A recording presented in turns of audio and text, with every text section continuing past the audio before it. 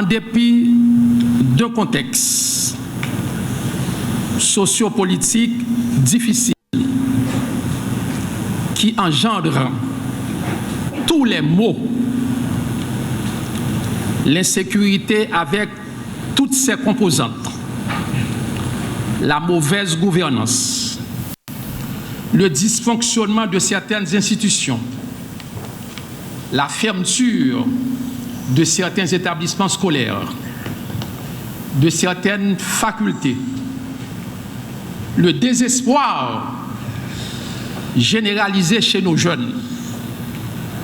Nous sommes, comme la maîtresse de cérémonie l'a signalé tantôt, nous sommes justement sur le point de boucler ce matin dans cette salle de Montana, boucler la 7e édition du concours de textes et de reportages sur les droits humains qui a été démarré cette année le 3 août avec la publication des sujets proposés. Et cette année, tenez-vous bien, le nombre de participants est de 380. Cela traduit de façon claire que malgré la stratégie, le mot n'est pas trop fort, si vous me permettez, malgré la stratégie mise en place pour forcer les jeunes à tout abandonner, à rejeter l'éducation, on a des enfants, des écoliers, des étudiants, des jeunes qui continuent à réfléchir sur les grands problèmes que traverse notre société. Car les sujets qui ont été proposés cette année apportent non seulement à des thématiques de droits humains, mais à la réalité que nous vivons. C'est l'occasion pour moi de féliciter tous et toutes celles qui ont participé à la 7e édition.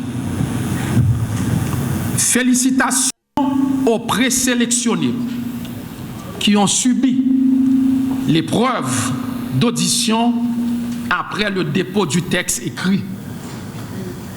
Certains, malheureusement, en dépit de leur capacité intellectuelle, ne sont pas avec nous ce matin dans cette salle, car on ne pouvait pas dépasser le nombre de 15 lauréats. Et ce processus,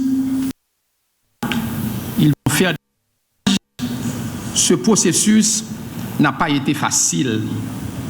Ça a été un véritable challenge. Ça a été une rude compétition.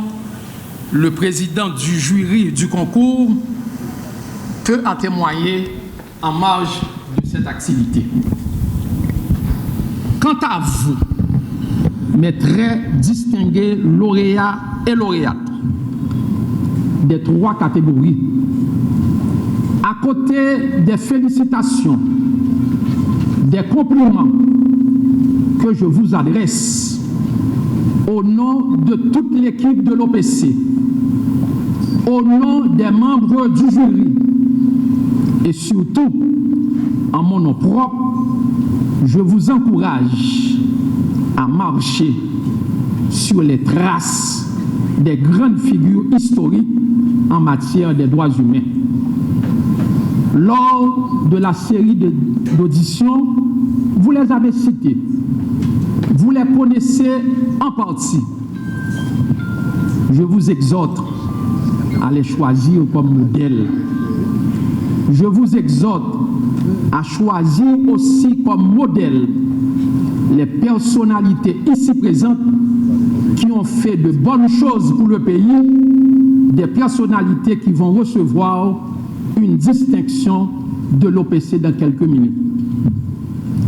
À un moment où l'on enregistre en toute objectivité une dégradation exagérée en matière des droits de l'homme, à un moment où le respect, la protection, la mise en œuvre des droits de l'homme font face à des défis de taille en pleine période de la commémoration du 75e anniversaire de la Déclaration universelle des droits de l'homme. Nous disons commémoration, nous ne disons pas célébration, car le moment n'est pas la fête, le moment n'est pas la réjouissance en matière des droits de l'homme à travers le monde, car le tableau est on ne peut plus négatif.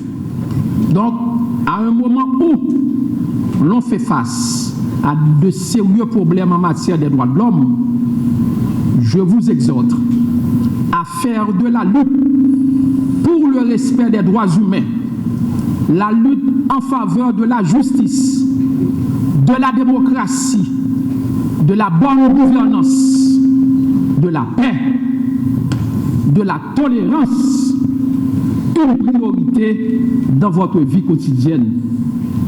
Car, en définitive, la construction de la nouvelle Haïti, ou bien la construction d'une autre Haïti, passe ou doit passer inévitablement par le respect des droits humains et des libertés fondamentales.